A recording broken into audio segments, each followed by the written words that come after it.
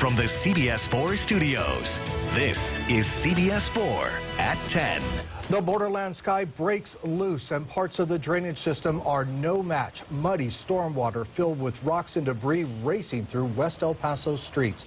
And the storm also brought large-sized pounding hail. Making matters worse, it happened as many people were driving home. Their cars taking a beating by a big storm. While things have calmed down a bit tonight, there still is a threat of more rain overnight. Hello, everyone. I'm Shelton Dotson. I'm Patricia Maya. All right, let's get right to Chief Meteorologist Sandra Diaz. She's live in the Forewarned Weather Center with the latest. Hi, Sandra.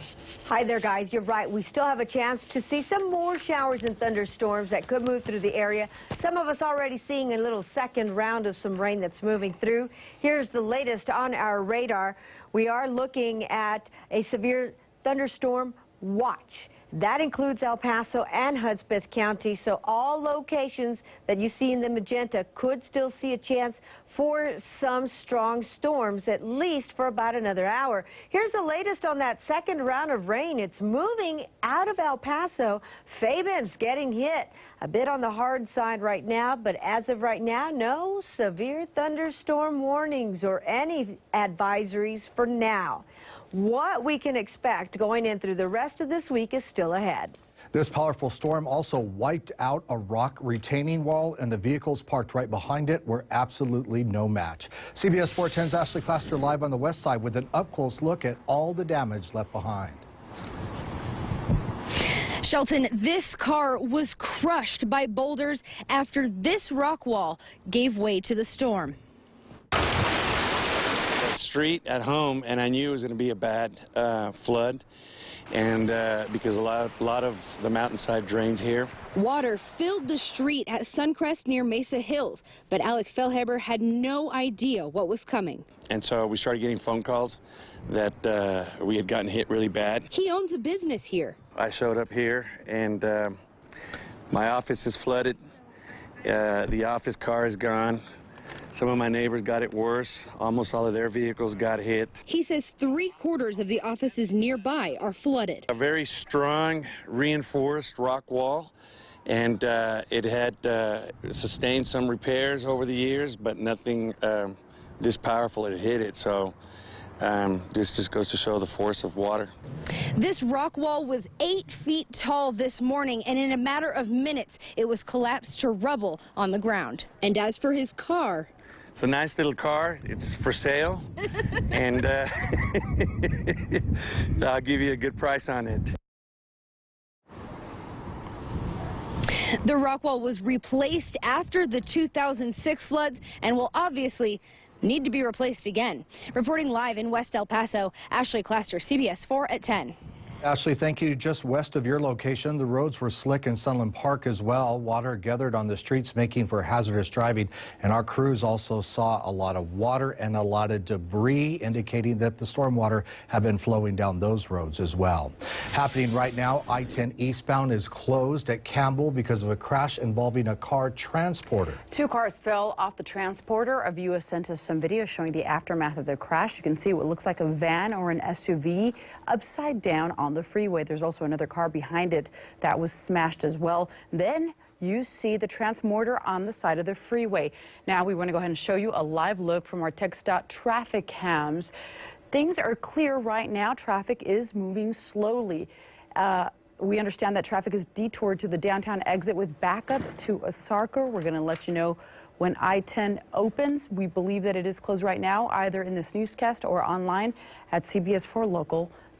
Now, here's more of the video out of West El Paso. This was sent in by one of our CBS 4 viewers from her home on Belvedere. You can see the rain flooding her yard and the hail covering the ground, making it look like snow. Patty, as you were giving that report, I was told that the interstate had just reopened at the very time. So that's good news out of all of this today. As if the heavy rain and hail wasn't enough, the storm also brought some lightning. CBS 410's Ryan Hill is live in the Upper Valley with the damage one of those lightning strikes has caused. Many of us come home from these types of rainstorms expecting maybe a little water on the streets and maybe a couple of branches in the yard, but This wasn't the case here. Nobody expects to come home to this, seeing a tree in your front yard split open by lightning. That's what happened to the Rios family. And as soon as thunder started coming through the sky, this was something that they had to come home to. A seemingly normal evening turned into one with excitement for Norma Rios. I was just dropping my kids off at the gym, pulling into the driveway, and then that's when the lightning bolt hit the tree. A lightning bolt struck the tree that's been in front of the Rios' home for years. The bolt didn't care how long the tree had its roots planted here. It was gone in seconds. When it happened, I was very scared. I never expected Mother Nature to be this violent.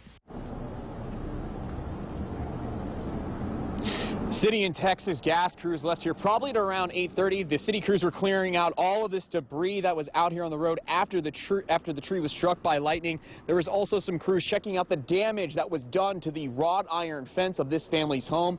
All they know is that it's going to cost a lot of money to fix this, and they're still trying to figure out how it's all going to be done. Reporting live in the Upper Valley, Ryan Hill, CBS 4 at 10. All right, thank you, Ryan. There were also some precarious moments in West El Paso. The strong wind gust ripped the door off of a martial arts studio, while some drivers became stuck in quick-moving flash floods. CBS 410's Genevieve Curtis is live in West El Paso and shows us how the storms made it challenging this evening.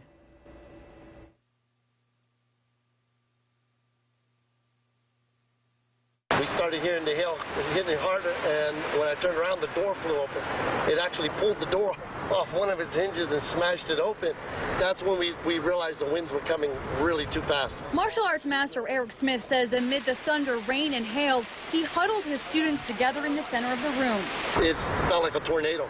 I mean, you could feel the suction, you could feel the wind blowing by, and the hail was coming down like bullets. Within minutes, the area surrounding the studio was flooded.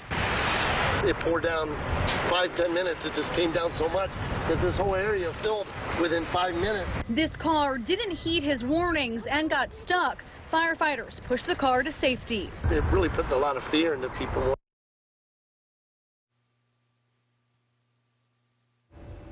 All right, we're having some technical difficulties there with Genevieve. Now, after the storms, there's going to be a lot of cleanup that is expected around that area. Meantime, there are numerous power outages across El Paso. The biggest is on the west side.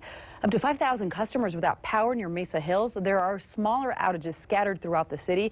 El Paso Electric says it's working to fix all of them. And many of our viewers sent us video of the storms passing through. We want to go ahead and give you a look of some of the photos that we have received. Our CBS 4 viewer, Maria Burchels. All right, remember that you can track the storms by downloading our severe weather app, where you will have access to our radar and latest forecast. You can download it on the Apple Store or on Google Play. And of course, we're going to continue following these storms and everything that happens. And you can follow us here or online, as we said. And please continue sending us your pictures rather, to Burst. And there it is. All you have to do is text CBS 4 to 95577, and we'll show your pictures here on our newscast or on our social media pages. A busy night just got busier. We have breaking news. Someone has been hit and killed by a car in northeast El Paso. CBS 410's Claudia Tristan live at that scene tonight. So we're out here on the corner of Dyer and Hercules. You can see a lot of activity here behind me. I'm going to step aside now so you guys can take a look. El Paso police has confirmed to us that one pedestrian died this evening. They're still setting up cones out here in this intersection to direct traffic, while special traffic investigators are on scene trying to determine what caused this accident. Now out here we have seen a fire truck, ambulance, and multiple police vehicles on scene. We've also noticed a vehicle parked within the Alon gas station with its blinkers on. We believe it could be part of the accident out here this evening. Now, this is a very recent accident. It happened within the last half hour or so, and so we are still gathering information at this time. We're going to keep you informed online and over the air as El Paso Police continues to keep us informed as well. Reporting live in Northeast El Paso, Claudia Tristan, CBS 4 at 10. Claudia, thank you. After 2 mistrials, the charges against a former Fort Worth soldier accused in the death of a county constable have been dropped. The district attorney's office filed a motion Friday to dismiss the case against Ivan Huerta. His latest trial ended after 13 hours of deliberation. 11 jurors were ready to find him not guilty, but 1 juror held out. As CBS 4 reported, Huerta was accused of punching Constable Robert White on Halloween of 2014. White was working security at the haunted house in Canutillo. An autopsy report shows that the injury White suffered was a significant factor in his death. However, the actual cause of death was high blood pressure and heart disease. And we now know the name of the man seriously injured in a pedestrian crash Sunday morning. It happened just after 10 at the intersection of Montana and Mesa in West El Paso. Investigators say 58-year-old Hector Avila was crossing Montana when 38-year-old Leandro Casella failed to yield the right-of-way, hitting Avila. Avila was taken to UMC. He remains in critical condition. And one of the biggest races in El Paso County tomorrow will be the race for El Paso County Judge. Former Mayor John Cook and businessman Ricardo Samaniego are vying for that seat. One major issue both candidates will have to address are things like stormwater. As we've reported, rains can cause problems in areas such as Coco Road and Socorro. Stormwater has been a big focus with the current commissioner's court. We asked both candidates how they would try to fix the issue. The state has to give us the authority to do building permits and inspections, to have codes that people have to build by, that takes care of drainage and floodwater control. You know, we can't just keep going on having colonias built which don't have sidewalks, which don't have streets, which don't have curbs and gutters. Infrastructure, we need to get ahead of ourselves. There's things that need to be done. There's a lot of stuff that happen, and we just can't wait. You know, sometimes, as we say, we want to eat the elephant all in one sitting. And I think there's a lot of small things that we could do, and that's not happening. Tomorrow, the polls will be open from 7 to 7. Early voting didn't bring out numbers of voters as expected. There are more than 400,000 registered voters in El Paso, and of those, only about 500 came out to vote in the Republican primary runoff. A little over 11,000 voted in the Democrat primary runoff. All right, some changes coming soon. We'll show you what's to come to the Sonoma Ranch area of Las Cruces. Child's Play, why it was a special night for the youngest player in the big leagues. And keep cool while breaking a sweat. Tonight, in just a number, we'll show you a new type of exercise where you can float it out. That's coming up on CBS 4 at 10 on your side. Livingston Hearing Aids, enhancing people's hearing since